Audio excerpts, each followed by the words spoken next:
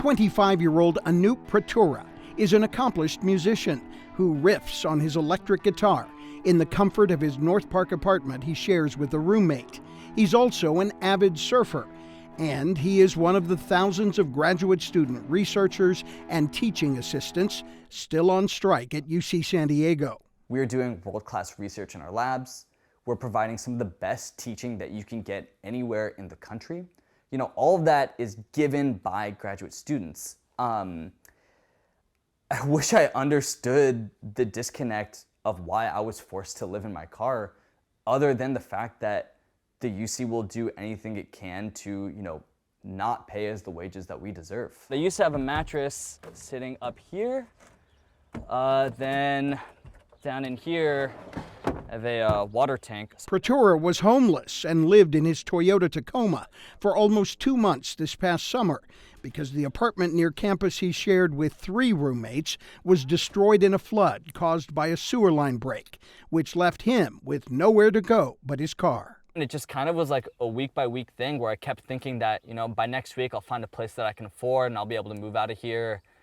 And, just with how little money I was making, I just couldn't even qualify to apply to most places. And while he was homeless trying to survive, he also got COVID.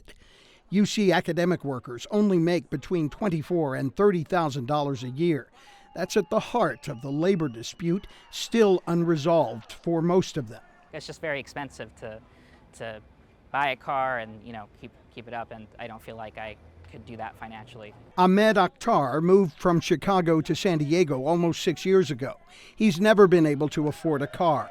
He is a graduate researcher working on a PhD in physics, and his housing scholarship will soon run out. Desperate for security, Akhtar and his colleagues formed a new union last year called Student Researchers United. Teaching assistants and postdoctorate researchers were already unionized under the United Auto Workers of America. The new union is also under the UAW, which adopted the academic members, giving them immediate and significant financial and bargaining power. For the longest time, student researchers didn't have a union. We didn't have this tool for getting rights, for enforcing our rights, for protecting our rights, and now we do. I was told to announce that there's going to be an info session. The strikers are also fighting for better working conditions. They want learning and research environments free of harassment and bullying, alleged by union members to be common among tenured professors and administrators. International students want protection from unjustified threats of having their visas revoked without cause. Varun Ramaprasad is here from India.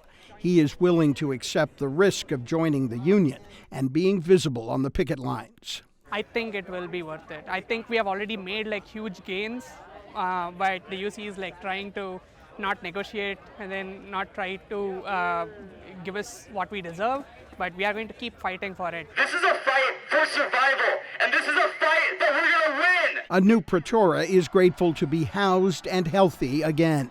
He's not sure the dream of getting his doctorate is still moving in the same direction. It could be on hold for a bigger purpose, to help prevent others from suffering his pain and past. I want to fight to build a system, a coalition, a union where people don't have to go through that. That is another kind of riffing he is committed to continue. If it wasn't for my community, I don't know how I would have made it. And that's why, something like a union is so important to me, because that is the essence of community and how community can be there for you. M.G. Perez, KPBS News.